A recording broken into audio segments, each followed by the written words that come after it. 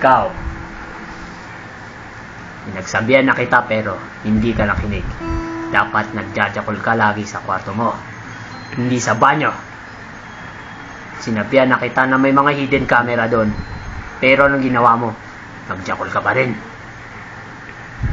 Kapapala mo, gago ka. Dapat sa'yo talaga.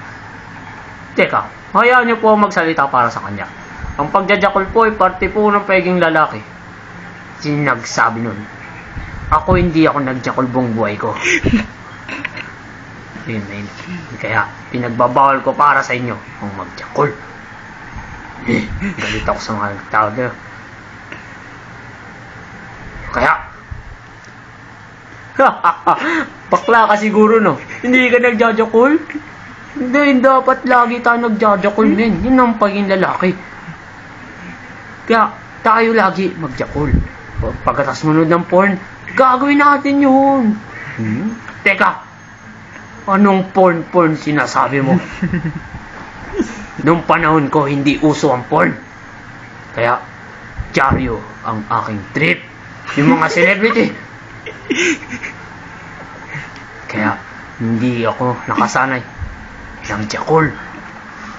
Kaya, huwag ka nang umirit. Teka, hayaan na po ang magsalita. Ako rin po naman ay nagjakjakol, pero doon lang po sa may ibang bahay. Kasi po pag dito, alam ko lang po may hidden camera, kaya hindi ko na rin po ginagawa, di ba? Napaka-effective. Pero kung gagawin ko rin to, dapat may kasama akong girl para mas maganda. Oh, agree po ako sa kanya, sir. Kasi ako rin po, kasama ko po misis ko pang nagjajakol ako. Kung kayo po, siguro po masabi ko, bading kayo. Sino bading? Ako? Bading? Yung sinasabi ko lang po yun. Kasi po, nasabi nyo kanina, hindi kayo nagjajakol. Pero lalaki po kayo. Ano pong gusto nyo palabasin? Hindi kayo lalaki. Kaya ito lang po masasabi ko, magjakol na lang po kayo mamaya para patunayan nyo sa amin na lalaki kayo. At makukuha rin namin kayo sa handycam. Kaya kung ako sa'yo, sir, jajakol na rin ako. Good idea. Papatunay ko sa inyo na lalaki ako. Yan, magkakaintindihan tayo.